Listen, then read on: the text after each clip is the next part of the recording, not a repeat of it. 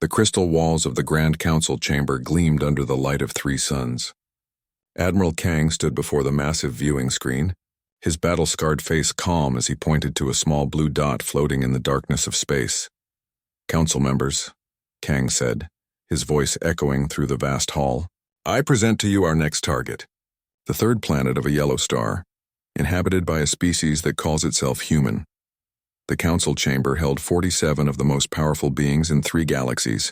Each one represented billions of conquered worlds and trillions of subjects under Valkyrie rule. They had gathered here on the capital world of Velcros Prime for what they thought would be a simple vote. Councillor Yoon leaned forward in her floating chair. She was younger than most council members, but her sharp mind had earned her a place among the Empire's greatest strategists. "What do we know about their military capabilities?" she asked. Kang smiled, though it looked more like a predator showing its teeth. "They have barely reached their own moon. Their fastest ships take months to travel between planets in their own system. They fight with chemical explosives and metal projectiles. Most amusing of all, they cannot even agree on a single planetary government." Laughter rippled through the council chamber. Councillor Rack, whose family had conquered 12 star systems, wiped tears from his 6 eyes. "Are you serious, Admiral? They still use chemical rockets?" "Indeed," Kang replied. "Our intelligence ships have observed them for several cycles. They wage war among themselves with weapons that would not scratch the paint on our smallest scout ship. Their nuclear weapons can destroy cities, but we have personal shields that could stop such primitive explosions." The viewing screen changed to show images captured by Valkyrie spy drones. Humans walked on 2 legs, had only 2 arms, and looked remarkably fragile. They built cities of metal and stone that rose from the ground like the work of children playing with blocks. "Look at them," sneered Councillor Mez. "They cannot even breathe in space without clumsy suits. How did such weak creatures survive long enough to develop basic technology?" Kang activated another display. "They reproduce quickly and seem to adapt to different environments. But this works in our favor. There are over 7 billion of them concentrated on one world. Once we destroy their major population centers, the survivors will surrender within days." Councillor Yoon studied the images more carefully. Something about the human settlements bothered her, though she could not say what.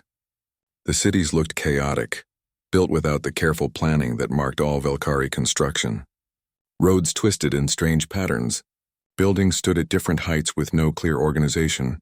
"Admiral," she said slowly, "what about their history?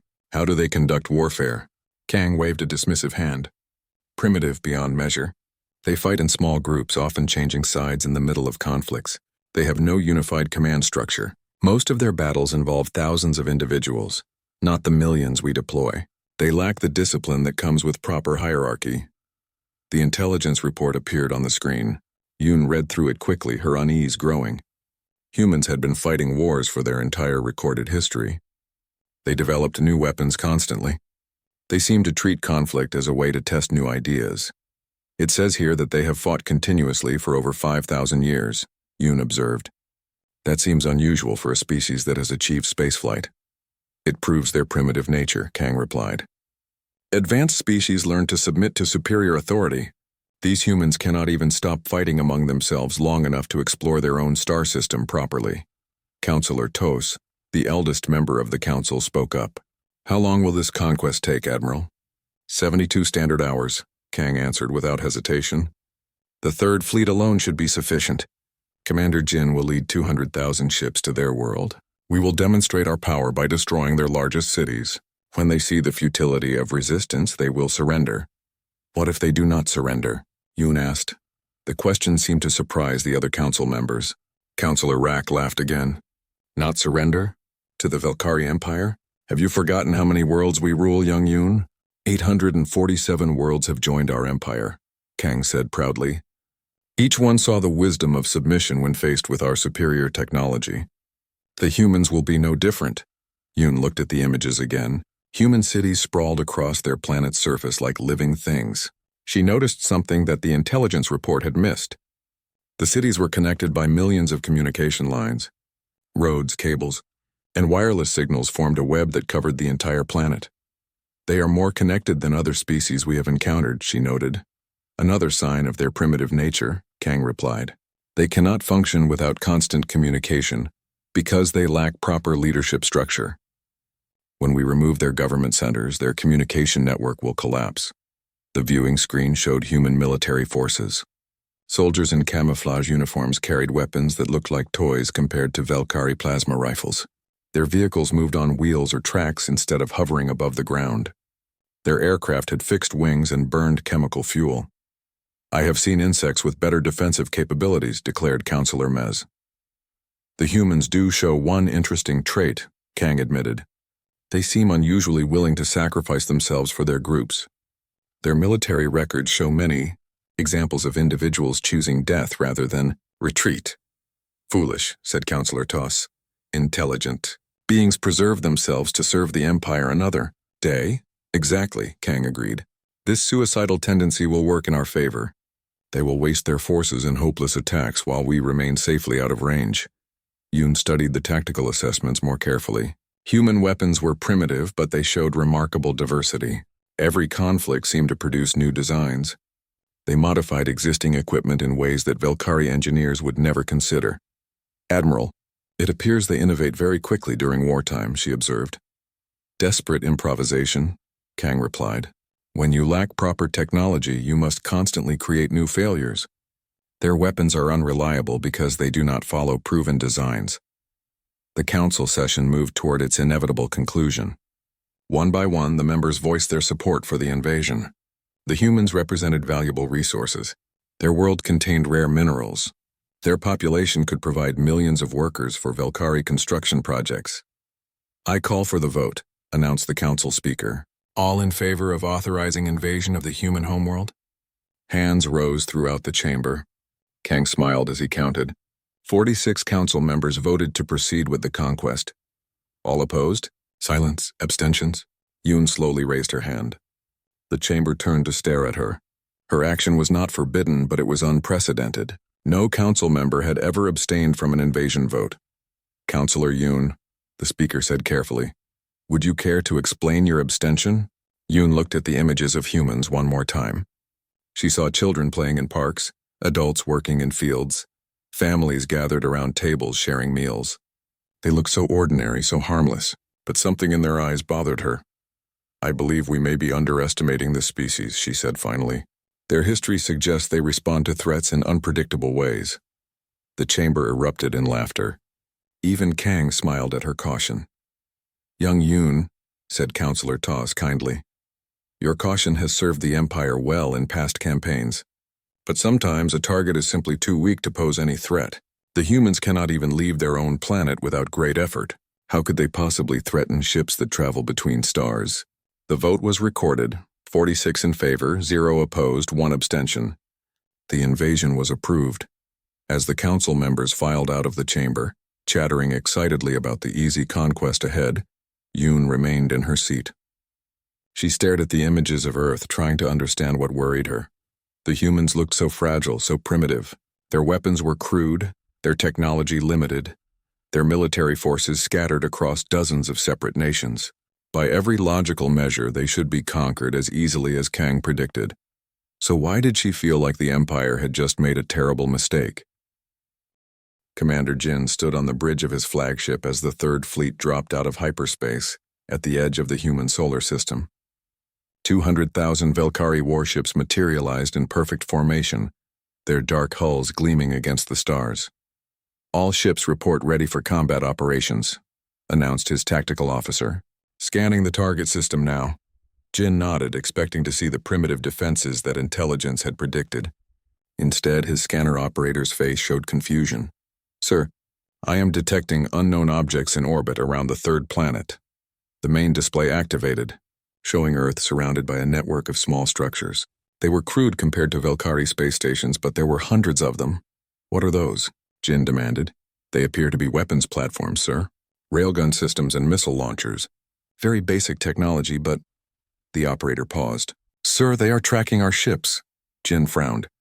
The humans were supposed to be caught completely by surprise. How had they detected the fleet so quickly? Deep beneath the city of Seoul, General Lee stood before a wall of monitors showing the approaching alien fleet. The underground command center had been built in secret over the past 30 years. ever since radio telescopes first detected the Velkari transmissions. All stations. This is command. Lee spoke into his headset. The enemy has arrived. Execute Operation Defiance. Across Earth, hidden installations came to life. Weapons that had been disguised as commercial satellites revealed their true purpose. Military bases that appeared to be research stations activated defensive systems. The planet that the Velkari expected to find helpless was ready for war. In space, the first shots were fired.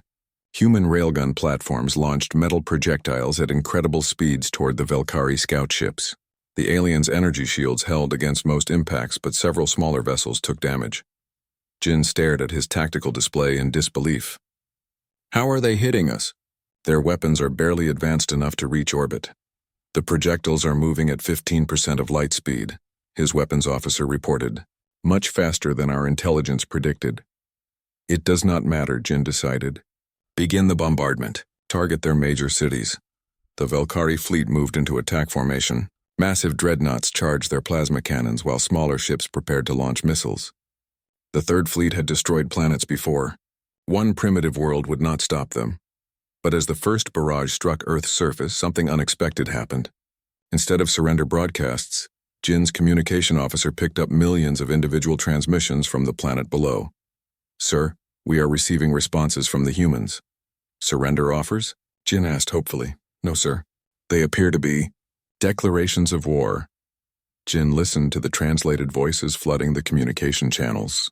They came from everywhere on the planet. Farmers in fields, teachers in schools, children in playgrounds, and grandparents in retirement homes, all of them promising to fight back. This is unusual, Jin admitted. Other species typically respond through their government leaders. The bombardment continued. Velkari plasma beams struck cities, turning buildings to ash and melting metal structures. But instead of breaking human resistance, each attack seemed to make the transmissions angrier. In a basement laboratory in Tokyo, Dr. Park watched through her window as the university above burned. Alien energy beams had turned her life's work to vapor in seconds. But Park was not thinking about surrender. She was thinking about revenge. Park had been working on quantum computer interfaces when the attack began. The technology was primitive compared to alien systems, but it had one advantage. Human brains could connect directly to quantum processing networks in ways that alien minds could not. If they want to see what humans can do, Park whispered to herself, I will show them. She activated her experimental system, feeling the strange sensation as her consciousness expanded to include the quantum computer network. Suddenly, she could access every connected device on the planet. Security cameras, communication satellites, even the simple computers in household appliances. The aliens had made one crucial mistake. They assumed that destroying human government centers would collapse the communication network. But the network had evolved beyond government control. It was organic, distributed, and impossible to kill by removing any single part. In orbit, Engineer Ryu watched the alien fleet from the observation deck of Space Station Harmony. The station was old, scheduled for decommissioning next year. It housed only 4 people and had minimal life support. We cannot fight them with weapons, Ryu told his 3 companions, but we can hurt them. His plan was simple and terrible. The station's reactor could be overloaded to create an explosion equivalent to a small nuclear weapon. If they could position the station correctly, they might damage some alien ships before dying. Are you certain about this? Asked his colleague, Dr. Kim. They are killing our families, Ryu replied. What else can we do? The 4 engineers worked quickly to modify the station's systems. They disabled safety protocols, removed containment barriers, and programmed the computers to maintain course toward the largest alien ship they could reach. Commander Jin watched the small human space station approach his fleet. His tactical officer identified it as a research facility with no weapons. Should we destroy it, sir? No need, Jin replied. It poses no threat. The station struck Jin's flagship at the moment Ryu triggered the reactor overload. The explosion tore through both vessels, sending debris in all directions. 7 nearby Velkari ships were caught in the blast radius and destroyed. Jin survived because he was on the opposite side of his massive ship from the impact point. But as damage reports flooded in, he realized something that chilled him to his core. The humans had not tried to escape. They had not begged for mercy. They had simply calculated how to kill as many aliens as possible before dying. Sir, His communication officer called out, "We are intercepting human military transmissions." "What are they saying?" "They are discussing tactics, sir. Ways to maximize casualties among our forces."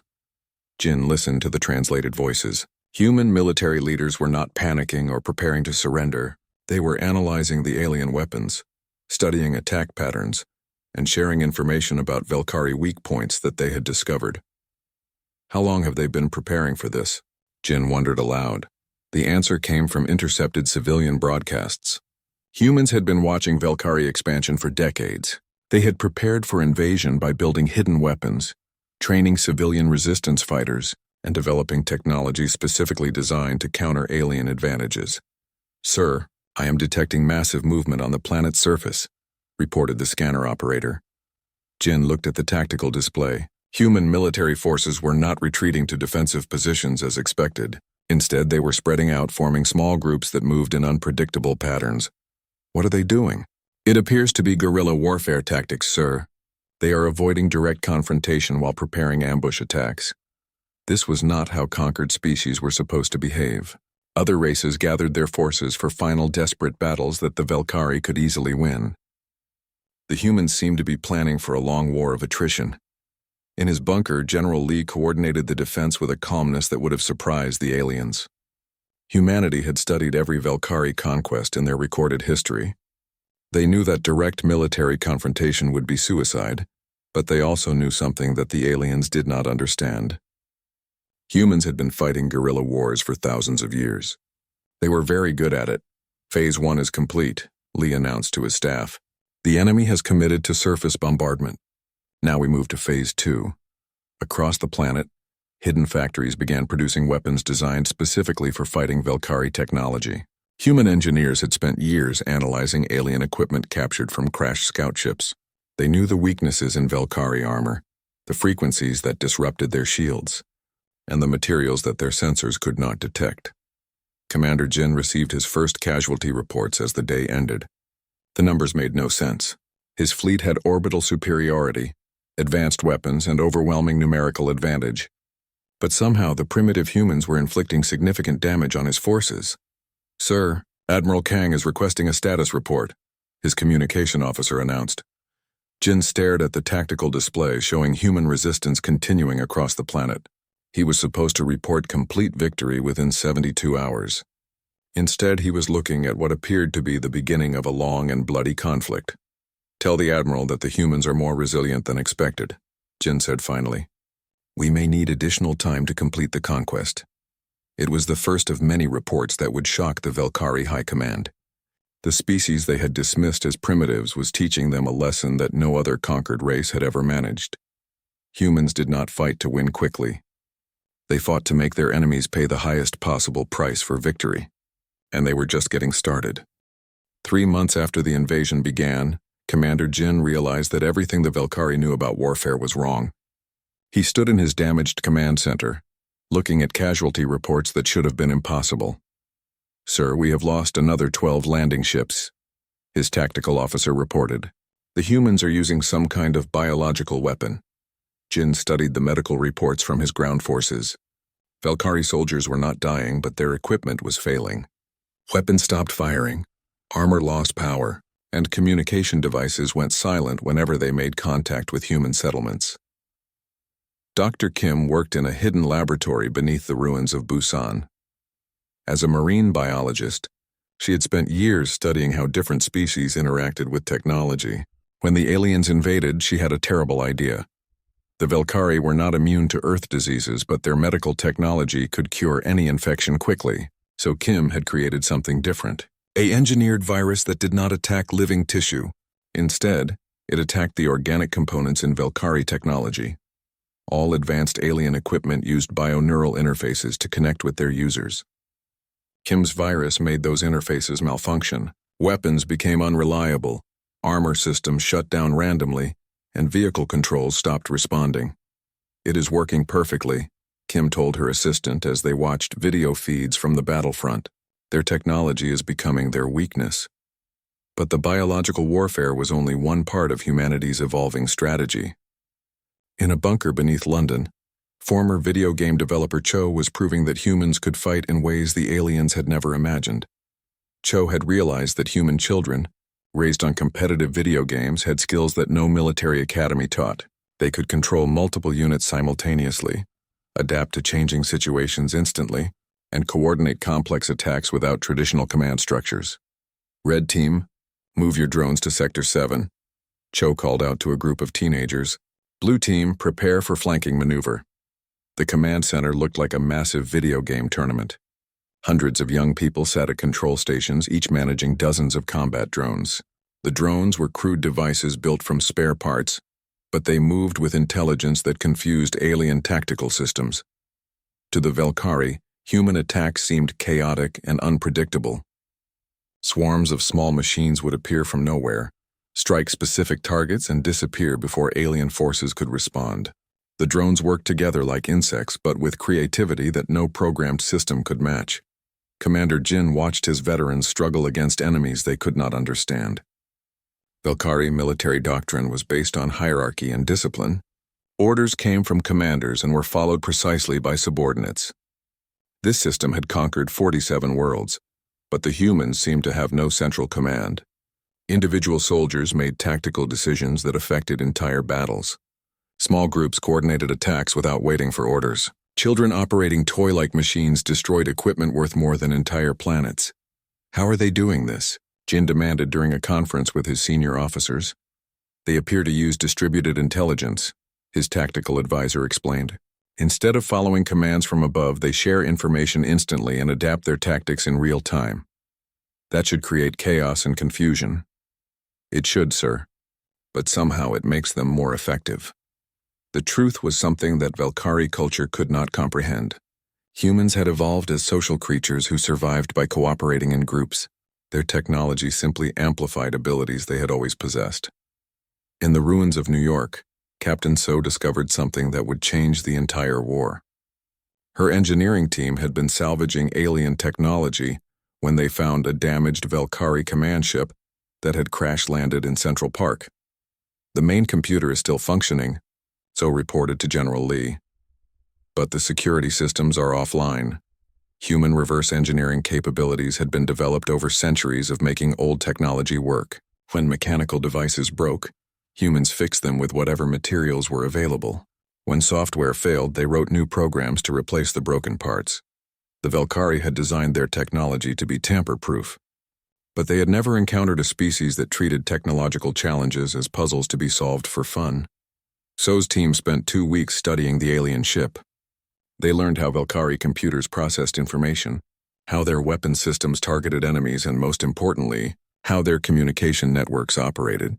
We can build interfaces that let humans pilot their ships, So explained to the Engineering Council.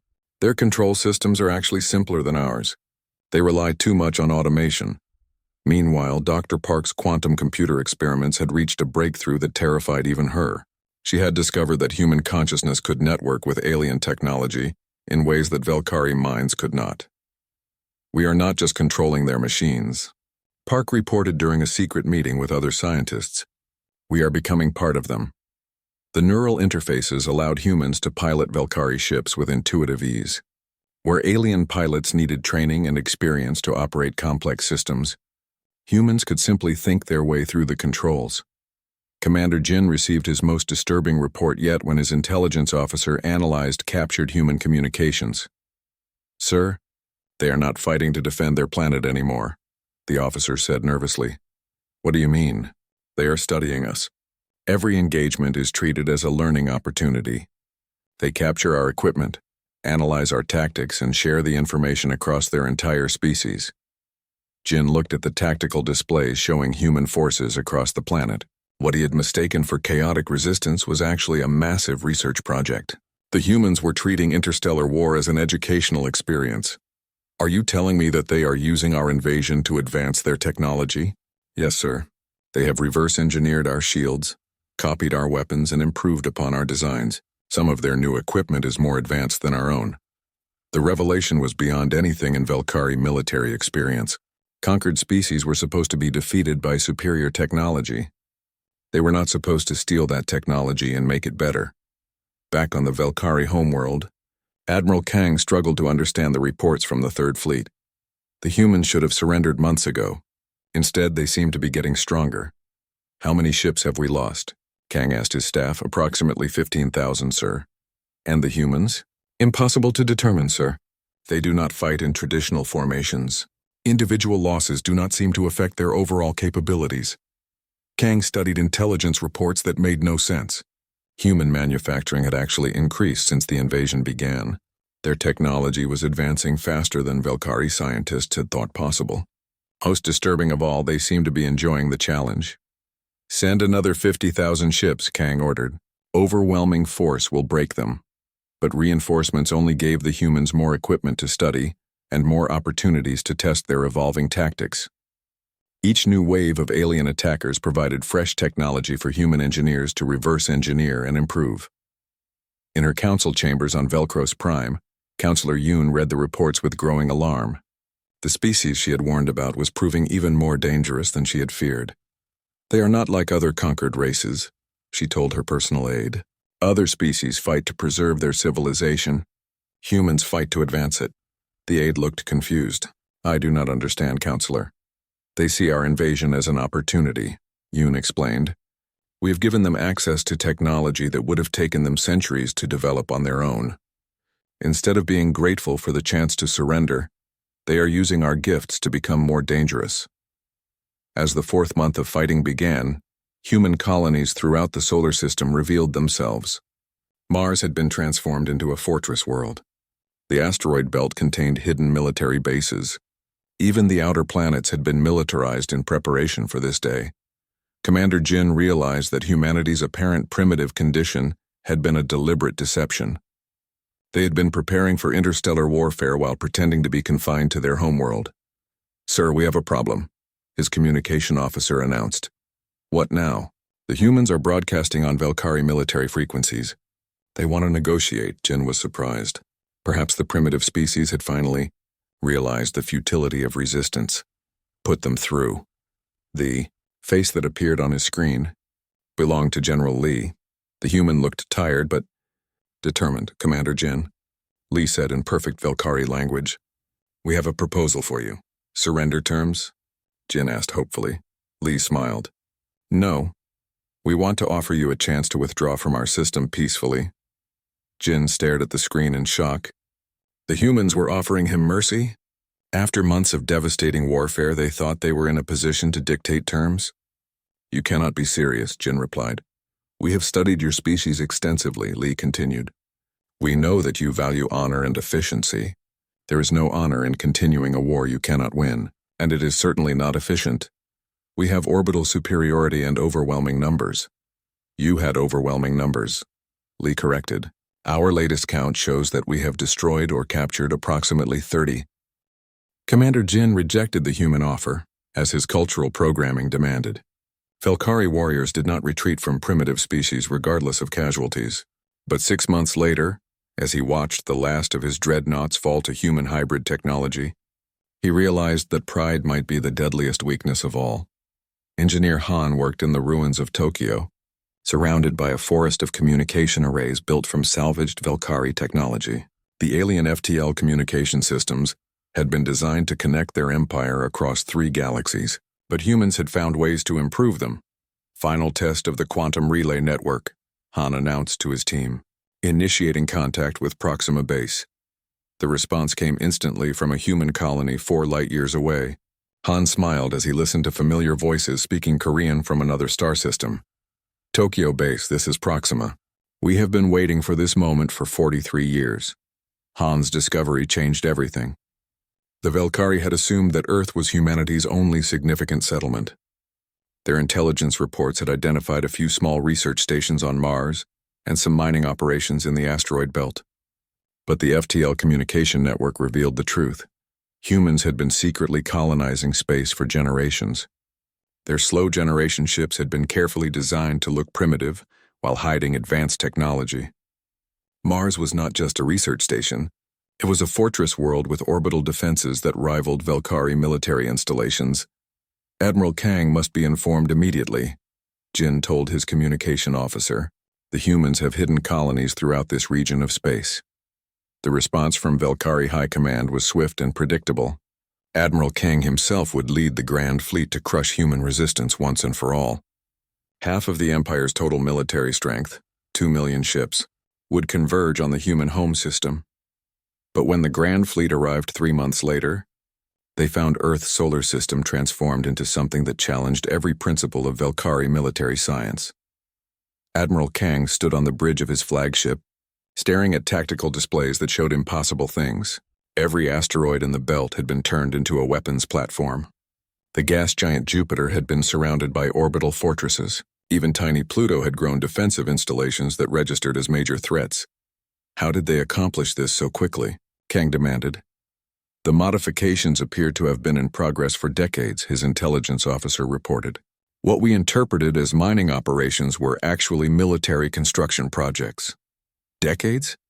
But our first contact with them was only 18 months ago. Sir, it appears they have been monitoring our expansion for much longer than we realized. The truth was even more disturbing than Kang imagined. Humanity's first radio telescopes had detected Velkari transmissions 60 years ago. They had been preparing for this invasion for 3 human generations. Captain So, now commanding a captured Velkari heavy cruiser refitted with human technology, led a formation of hybrid ships against the alien fleet. Her vessel looked like standard Velkari design from the outside, but the interior had been completely rebuilt. All ships, initiate quantum jump, So commanded. The human ships vanished from normal space and reappeared inside the Velkari formation. It was a tactic that should have been impossible. Velkari FTL drives were not designed for combat applications, but human engineers had found ways to use them as weapons. So's ship materialized inside the armor plating of a Velkari dreadnought. The alien vessel tore itself apart as human technology occupied the same space as alien hull materials. Jump successful, So reported to General Lee. Target destroyed. Moving to next engagement zone. Admiral Kang watched his fleet dissolve under attacks that violated everything he understood about space warfare. Human ships appeared and disappeared unpredictably. Alien vessels found themselves fighting battles inside their own hulls. Weapon systems turned against their operators as human computer viruses spread through Velkari networks. But the most terrifying aspect of the human assault was not their technology. It was their behavior. Sir, we are receiving communications from the human fleet, Kang's officer reported. Surrender demands? No, sir. They are broadcasting technical discussions about our equipment. They appear to be treating this battle as a research opportunity. Kang listened to translated human voices analyzing Velkari shield frequencies, discussing improvements to captured weapons and sharing tactical data in real time. The humans were not just fighting to win. They were fighting to learn. Dr. Lim led a team of scientists aboard a captured Velkari science vessel. While the battle raged around them, they worked to understand alien technology that could revolutionize human civilization. Their quantum processors are incredibly efficient, Lim reported to the Research Council via FTL communication. But the programming is too rigid. We can make them adaptable. Within hours, improved versions of Velkari technology were being manufactured in hidden human factories. The aliens found themselves fighting against their own weapons, but redesigned to be more effective than the originals. The battle lasted 3 years. Admiral Kang had expected to overwhelm human defenses through sheer numbers. But the humans adapted faster than he could deploy reinforcements. Sir, casualty report, his tactical officer announced with obvious reluctance. How many ships have we lost? Approximately 800,000, sir. Kang stared at the number in disbelief. In 3 years of fighting, the humans had destroyed nearly half of the Velkari Empire's total military strength. The losses were beyond catastrophic, and human casualties. Impossible to determine, sir. They do not use traditional military structures. We estimate they have lost several million individuals, but their overall combat effectiveness continues to increase. The humans had discovered something that Velkari military theory had never considered. In a technological war, the side that learned fastest would eventually win, regardless of initial advantages. But the true catastrophe for the Velkari Empire was not military defeat. It was the discovery that their greatest secret had been exposed. Human Ambassador June appeared on communication screens across 3 galaxies. She spoke in dozens of languages, addressing the 847 worlds that the Velkari had conquered over the millennia. People of the galaxy, June said, Her words translated by captured Velkari communication technology. You have been told that the Velkari are invincible gods who rule by divine right. We have proven this is false. The broadcasts showed video evidence of Velkari ships being destroyed by human weapons. They demonstrated alien technology being reverse-engineered and improved by human scientists. Most damaging of all, they revealed the tactical reports that Kang had sent to his superiors. The Velkari High Command refers to you as subjects and resources, June continued. They view your worlds as property to be exploited. You have been told that resistance is impossible. We are here to prove otherwise. Rebellions began spontaneously across the Empire. Species that had submitted to Velkari rule for centuries suddenly realized that their conquerors could be defeated. Worlds that had never considered. Resistance began building weapons and planning attacks on Velkari installations. Counselor Yoon watched the Empire collapse from her chambers on Velkros Prime. The communication networks that had once connected the Velkari to their subjects now carried messages of rebellion and hope. How many worlds have declared independence? She asked her aide. 412 at last count, Counselor. The number increases every hour. And our response? Admiral Kang has ordered all remaining fleets to return to Velkari space for defense of the core worlds. Yoon understood what this meant. The Empire was abandoning its outer territories to protect the homeworld. In military terms, it was a strategic withdrawal. In political terms, it was the beginning of the end. The humans have done something unprecedented, Yoon observed. They have not conquered us through superior force. They have conquered us through superior ideas. The aide looked confused. I do not understand, Counselor.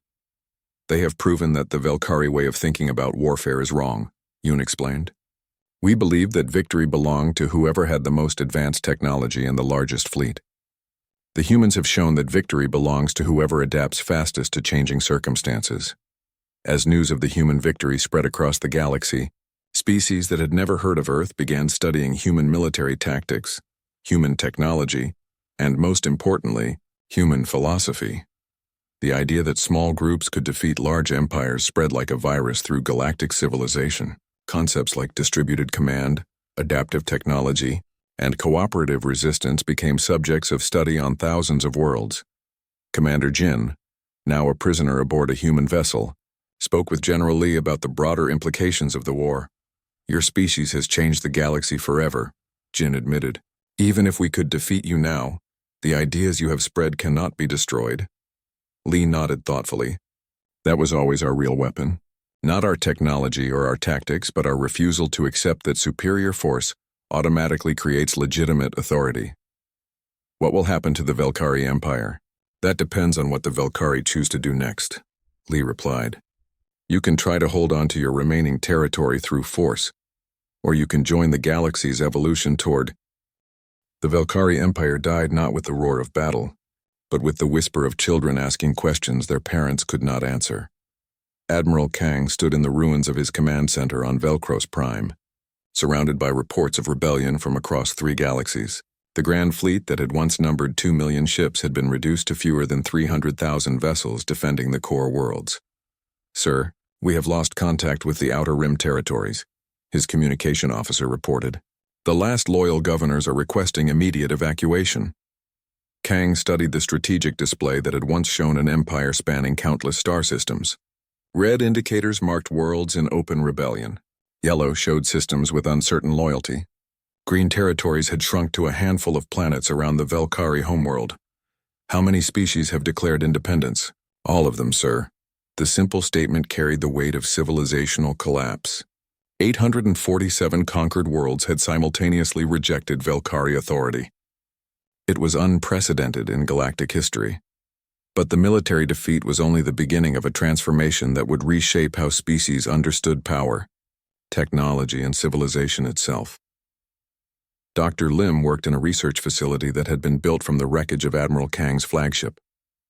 The massive Velkari vessel had been converted into a laboratory where human scientists studied alien technology alongside researchers from dozens of liberated worlds. The quantum processors are functioning perfectly, Lim reported to the Research Council. But we have made significant improvements to the original design. The improvements were revolutionary. Human engineers had not simply copied Velkari technology, they had reimagined it. Where alien systems required rigid programming and hierarchical control, human modifications allowed for adaptive responses and distributed processing. "We are ready for the next phase," Lim announced. Across the galaxy, species that had never been allowed to develop advanced technology suddenly found themselves with access to scientific knowledge that the Velkari had hoarded for millennia.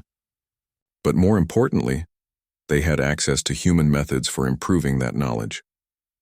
The former Velkari subject species discovered that technology was not a gift to be received from superior beings, but a capability that could be developed through cooperation and innovation. Ambassador June stood before the Galactic Liberation Council in what had once been a Velkari administrative center. Representatives from hundreds of worlds gathered to discuss the future of their region of space.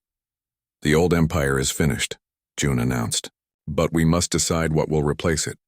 The discussions that followed would have been impossible under Velkari rule.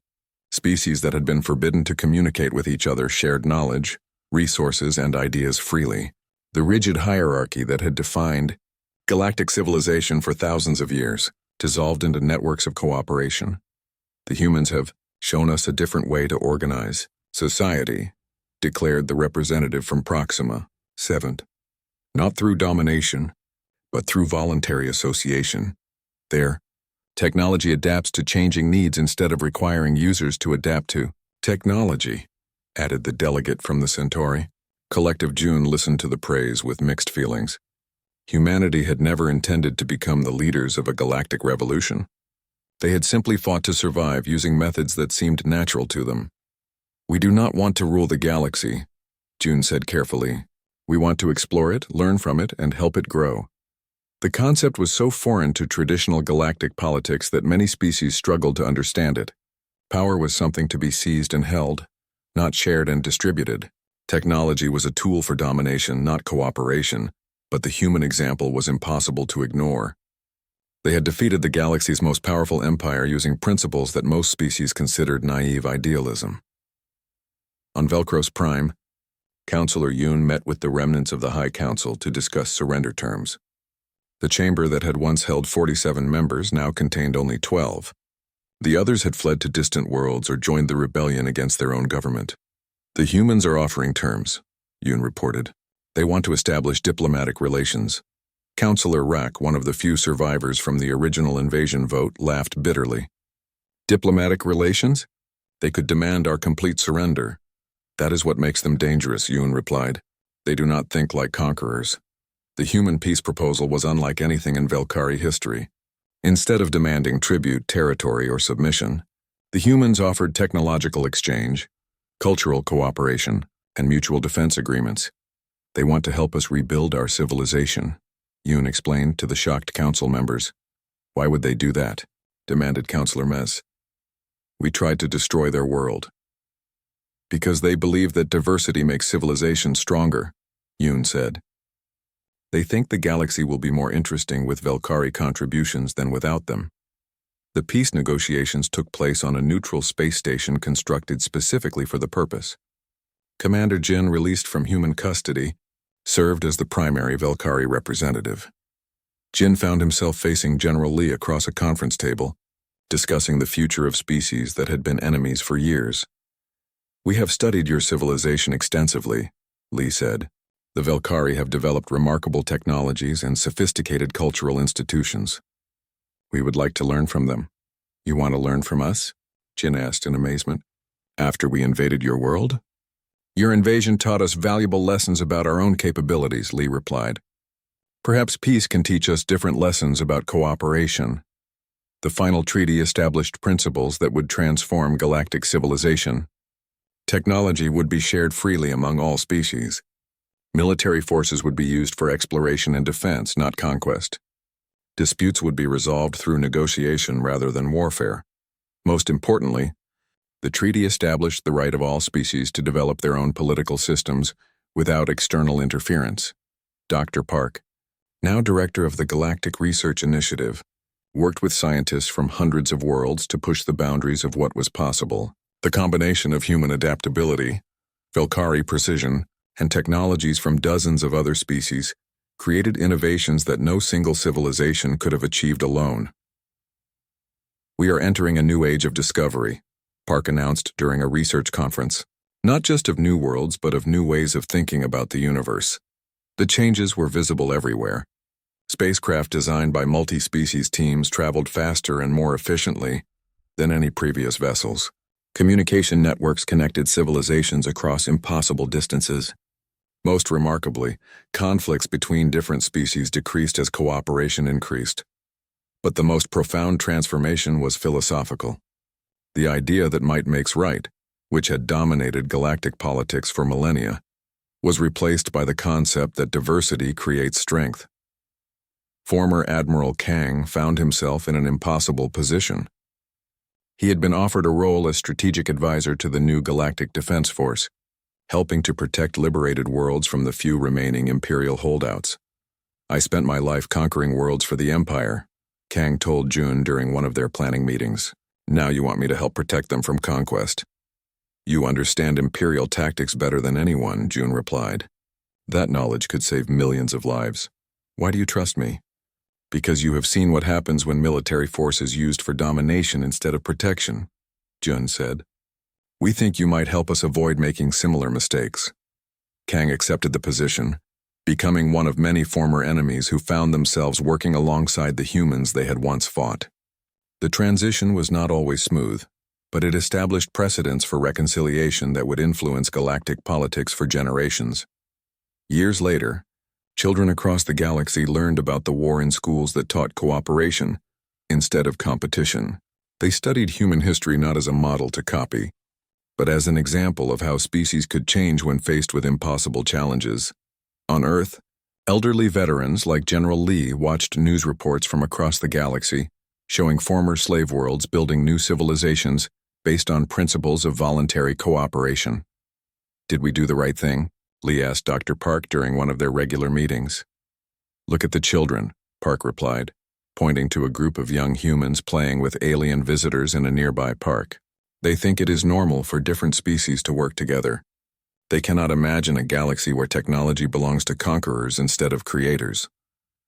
"The Velkari voted to invade Earth because they thought we were weak," Lee observed. "They were wrong about our weakness, but they were also wrong about what strength means. The transformation was not complete or perfect. Some species still preferred isolation to cooperation. Conflicts still occurred, though they were resolved through negotiation more often than warfare. Technology continued to advance, but at a pace that allowed all civilizations to adapt and benefit.